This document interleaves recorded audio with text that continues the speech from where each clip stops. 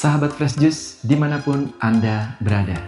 Dari Gua Maria, Curah Jati, Banyuwangi, saya Yofi dan Natasha mengajak kita semua untuk merenungkan Fresh Juice hari ini, Senin 13 Oktober 2025 bersama Pastor Arti Watuseke MSC dari Manado.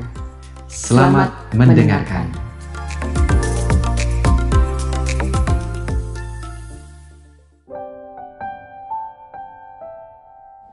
Sahabat Fresh Juice yang terkasih, marilah kita membaca Injil pada Fresh Juice edisi hari ini, Senin 13 Oktober 2025 dari Injil Lukas, bab 11 ayat 29 sampai 32. Sekali peristiwa, Yesus berbicara kepada orang banyak yang mengerumuni dia.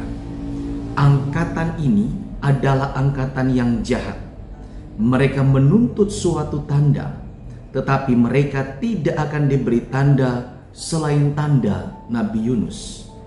Sebab sebagaimana Yunus menjadi tanda bagi orang-orang Niniwe, demikian pula lah Anak Manusia akan menjadi tanda bagi angkatan ini. Pada waktu penghakiman Ratu dari Selatan akan bangkit bersama orang dari angkatan ini, dan ia akan menghukum mereka. Sebab ratu ini datang dari ujung bumi untuk mendengarkan hikmat Salomo, dan sungguh yang ada di sini lebih besar daripada Salomo. Pada waktu penghakiman, orang Niniwe akan bangkit bersama angkatan ini, dan mereka akan menghukumnya. Sebab orang-orang Niniwe itu bertobat waktu mereka mendengarkan pemberitaan Yunus, dan sungguh yang ada di sini lebih besar daripada Yunus. Demikianlah Injil Tuhan. Sobat Fresh Juice yang terkasih, bulan Oktober kita kenal sebagai bulan Rosario dan bulan misi. Kita diingatkan bahwa kita semua dipanggil bermisi mewartakan Injil Kerajaan Allah, yakni Tuhan Yesus Kristus, Sang Sabda yang menjadi manusia.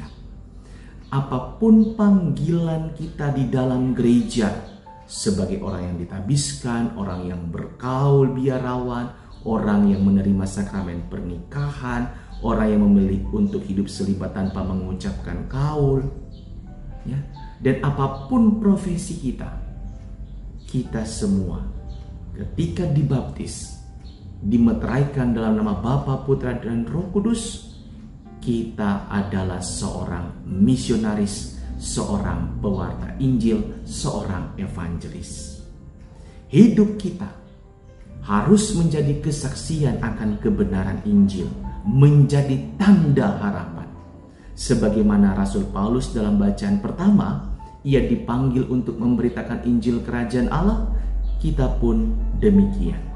Kita dipanggil menjadi misionaris, menjadi pewarta Injil kepada siapapun, dimanapun, dan bagaimana situasi hidup kita.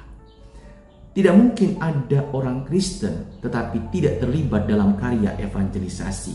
Tidak mungkin menyatakan diri sebagai pengikut Kristus tapi enggan mewartakan kebenaran Injil.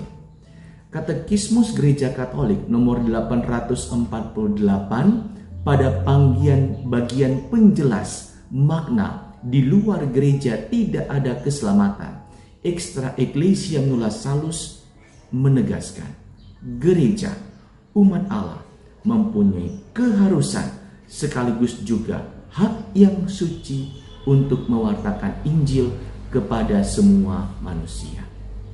Paus Paulus ke-6, seorang kudus, dalam bukunya Evangelii Nuntiandi memberikan kepada kita tips dalam evangelisasi. Pertama, kolaborasi. Misi bukan karya pribadi.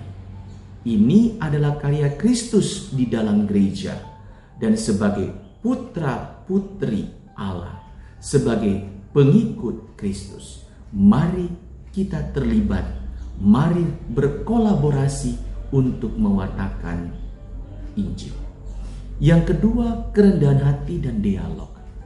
kerendahan hati, mempelajari dengan sungguh ajaran gereja, dan kemudian berdialog dengan jujur dan benar. Ada banyak orang yang tergoda untuk berdialog tanpa sungguh-sungguh mengerti apa yang diajarkan oleh gereja. Dialog yang benar membawa orang pada kebenaran yang sejati, yakni Kristus. Bukan malah mengaburkan kebenaran dengan mengatakan tanpa alasan jelas bahwa semua Tuhan sama, semua agama sama, semua jalan menuju Tuhan yang sama. Itu bukan kebenaran sejati. Yang ketiga, sukacita dan kesabaran. Karya evangelisasi bukan nafsu pribadi. Karya misi bukan proyek, melainkan karya misi adalah sukacita dalam Roh Kudus. Jika itu berasal dari Roh Kudus, maka Ia akan memberikan kepada kita sukacita dan sekaligus kesabaran.